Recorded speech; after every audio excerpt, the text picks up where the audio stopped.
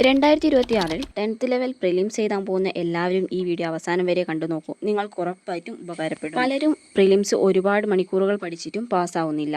കാരണം അവർക്ക് എന്ത് പഠിക്കണം, എങ്ങനെ പഠിക്കണം എന്നതിലൊരു വ്യക്തതയുമില്ല. ഈ വീഡിയോയിൽ പ്രിലിംസ് പാസ്സാവാൻ വേണ്ട കംപ്ലീറ്റ് സ്ട്രാറ്റജി ഞാൻ ഈ വീഡിയോയിൽ പറയുന്നുണ്ട്. വീഡിയോൻ്റെ അവസാനം ഹോട്ട് ടോപ്പിക്കും അതുപോലെ തന്നെ ഒരു പ്രോപ്പർ സ്റ്റഡി ടൈം ടേബിളും കൂടി ഇതിനകത്ത് ആഡ് ആക്കിയിട്ടുണ്ട്. വീഡിയോ സ്കിപ്പ് ചെയ്യാതെ അവസാനം വരെ കണ്ടു നോക്കൂ. ആദ്യം തന്നെ എന്താണ് പ്രിലിമിനറി പരീക്ഷ എന്ന് നോക്കാം. ഫൈനൽ റാങ്കിൽ പ്രിലിമിനറി എക്സാമിൻ്റെ മാർക്ക് വരില്ല. പക്ഷേ പ്രിലിമിനറി പാസ്സായാൽ മാത്രമേ മെയിൻ എക്സാം നമുക്ക് എഴുതാൻ പറ്റൂ. അതുകൊണ്ട് നമ്മുടെ ആദ്യത്തെ ലക്ഷ്യം പാസ്സാവുക എന്നാണ്. പ്രിലിമിനറി പാസ്സാവുക എന്നായിരിക്കണം. ആദ്യത്തെ പ്രധാനപ്പെട്ട ഒരു കാര്യം സിലബസ് മനസ്സിലാക്കുക എന്നതാണ്. പലരും ചെയ്യുന്ന വലിയ തെറ്റ്, പുസ്തകം കിട്ടുന്നതെല്ലാം പഠിക്കും. പഠിക്കാനിരിക്കുന്നതിന് മുന്നേ സിലബസ് ഒക്കെ കംപ്ലീറ്റ് മനസ്സിലാക്കി പ്രിൻ്റ് എടുത്ത് കയ്യിൽ വെക്കുക. ഒരിക്കലും സിലബസ് ഇല്ലാതെ വലിച്ചു വാരി പഠിക്കരുത്. സിലബസ് നോക്കി കറക്റ്റ് പഠിച്ചു പോവുക. ഏറ്റവും കൂടുതൽ ചോദ്യങ്ങൾ വരുന്നത് ഹോട്ട് ടോപ്പിക്കിൽ നിന്നാണ്. അതൊക്കെ ഞാൻ പറഞ്ഞു തരാം. ഇന്ത്യൻ ഭരണഘടന, കേരള നവോത്ഥാനം, ഇന്ത്യൻ ചരിത്രം, കേരള ചരിത്രം, ഇന്ത്യൻ ഭൂമിശാസ്ത്രം, കേരള ഭൂമിശാസ്ത്രം, ശാസ്ത്രം, സമകാലിക വിഷയങ്ങൾ, mental ability, Malayalam, English, computer. എല്ലാവർക്കും ഉണ്ടാകുന്ന നെക്സ്റ്റ് ഒരു ഡൗട്ടാണ് എത്ര മണിക്കൂർ ഒരു ദിവസം പഠിക്കണം എന്നത്. 3 മുതൽ 6 മണിക്കൂർ വരെ ക്വാളിറ്റി സ്റ്റഡി മതി. അതായത് നല്ല രീതിയിൽ മനസ്സിലാക്കി മനസ്സിരുത്തി പഠിക്കണം. ഡെയിലിയുള്ള സ്റ്റഡി പാറ്റേൺ ഒന്ന് പറഞ്ഞുതരാം. 2 മണിക്കൂർ പുതിയ ടോപ്പിക്കുകൾ പഠിക്കണം. 1 മണിക്കൂർ PYQ പഠിക്കണം. 50 ചോദ്യങ്ങൾ പ്രാക്ടീസ് ചെയ്ത് നോക്കണം. എന്നിട്ട് 1 മണിക്കൂർ റിവിഷൻ ചെയ്യണം. നെക്സ്റ്റ്, എന്തുകൊണ്ടാണ് PYQ പ്രധാനമാകുന്നതെന്ന് ചോദിച്ചാൽ PSCയിൽ വീണ്ടും ഒരേ പാറ്റേൺ ആണ് ചോദിക്കുന്നത്. അതുകൊണ്ട് തന്നെ കഴിഞ്ഞ 10 വർഷത്തെ ചോദ്യങ്ങൾ നിർബന്ധമായിട്ടും പഠിക്കണം. കറണ്ട് അഫയേഴ്സ് എങ്ങനെ പഠിക്കണം എന്ന് നോക്കിയാലോ. ഡെയിലി കറണ്ട് അഫയേഴ്സ് മാത്രം മതി. മന്ത്ലി റിവിഷനും നിർബന്ധമാണ്. കറണ്ട് അഫയേഴ്സിൻ്റെ ടോപ്പിക് ഏതൊക്കെയാണെന്ന് നോക്കാം.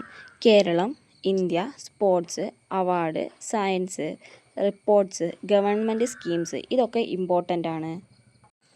ഇനി ഷോർട്ട് നോട്ട്സ് എങ്ങനെയാണ് തയ്യാറാക്കേണ്ടത് നോക്കാം. ഓരോ ടോപ്പിക്കും 1 പേജ് നോട്ട് മാത്രം മതി. എക്സാമിന് മുമ്പ് മുഴുവനും റിവിഷൻ ചെയ്യാൻ സമയവും കിട്ടണം. നെക്സ്റ്റ്, മോക്ക് ടെക്സ്റ്റ് എഴുതണം. ആഴ്ചയിൽ കുറഞ്ഞത് 2 ടോപ്പിക്കെങ്കിലും മോക്ക് ടെക്സ്റ്റ് എഴുതണം. കിട്ടിയ ചോദ്യങ്ങളൊക്കെ പ്രത്യേകം എടുത്ത് വേറൊരു നോട്ടിനകത്തേക്ക് എഴുതിയിട്ട് അതൊക്കെ ശ്രദ്ധിച്ചു പഠിക്കണം. ശ്രദ്ധിക്കേണ്ട പ്രധാന തെറ്റുകൾ: ഡെയിലി സബ്ജക്റ്റുകൾ മാറ്റരുത്. ഒരു ദിവസം ഒരു സബ്ജക്റ്റ് പഠിക്കുക, അല്ലെങ്കിൽ 2 സബ്ജക്റ്റ് പഠിക്കുക. റിവിഷൻ ഇല്ല, ഇതൊരു പ്രധാന തെറ്റാണ്. റെഗുലറായിട്ട് നമ്മൾ റിവിഷൻസ് ഒക്കെ ചെയ്യണം. കറണ്ട് അഫയേഴ്സ് ഒഴിവാക്കൽ, ഒരിക്കലും നമ്മൾ കറണ്ട് അഫയേഴ്സ് ഒഴിവാക്കാൻ പാടില്ല.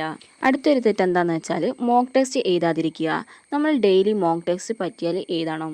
അവസാന ദിവസത്തെ ടൈം ടേബിളും കാര്യങ്ങളൊക്കെ ഞാൻ വീഡിയോൻ്റെ ലാസ്റ്റ് ആഡ് ആക്കിയിട്ടുണ്ട്. അതൊക്കെ ഒന്ന് എല്ലാവരും നോക്കണേ. എക്സാം എടുത്തിട്ടുള്ള അവസാന ദിവസങ്ങളിൽ നമ്മൾ ചെയ്യേണ്ട കാര്യങ്ങൾ: പുതിയ ടോപ്പിക്കുകൾ പഠിക്കരുത്.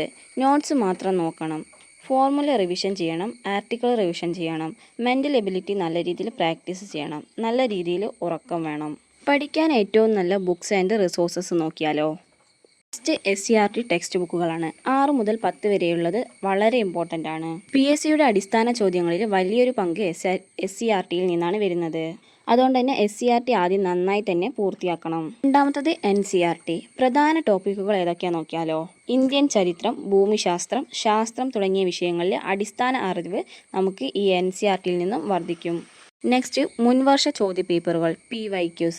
കഴിഞ്ഞ 10 വർഷത്തെ PSC ചോദ്യങ്ങൾ നിർബന്ധമായും പരിശീലിക്കണം. കാരണം PSCയുടെ ചോദ്യം ചോദിക്കുന്ന രീതി മനസ്സിലാക്കാൻ ഇത് ഏറ്റവും നല്ല മാർഗമാണ്. നെക്സ്റ്റ്, ഒരു നല്ല റാങ്ക് ഫയൽ. ഒന്നിലധികം റാങ്ക് ഫയൽ വാങ്ങുന്നത് ഒരു നല്ല കാര്യമല്ല. പക്ഷേ ഒരു റാങ്ക് ഫയൽ ഉപയോഗിച്ച് പല തവണ റിവിഷൻ ചെയ്യണം. ഒറ്റ റാങ്ക് ഫയൽ മാത്രം വാങ്ങുക. അത് നല്ല രീതിയിൽ പഠിച്ച് റിവിഷൻ ചെയ്യുക. 2 റാങ്ക് ഫയൽ ഉണ്ടെങ്കിൽ 2 നമ്മൾ ഒരേ സമയം നോക്കും.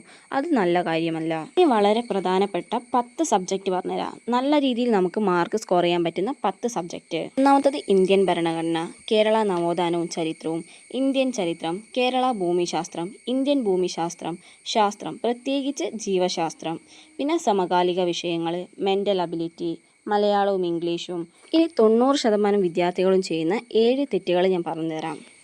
സിലബസ് നോക്കാതെയാണ് അവർ പഠിക്കുക. പിന്നെ ദിവസവും ഓരോ പുതിയ ടോപ്പിക്ക് മാത്രം പഠിച്ചു പോകാൻ എന്നല്ലാണ്ട് റിവിഷൻ ചെയ്യില്ല. ഒരേ സമയം പല പുസ്തകങ്ങളും പഠിക്കാൻ ശ്രമിക്കുക.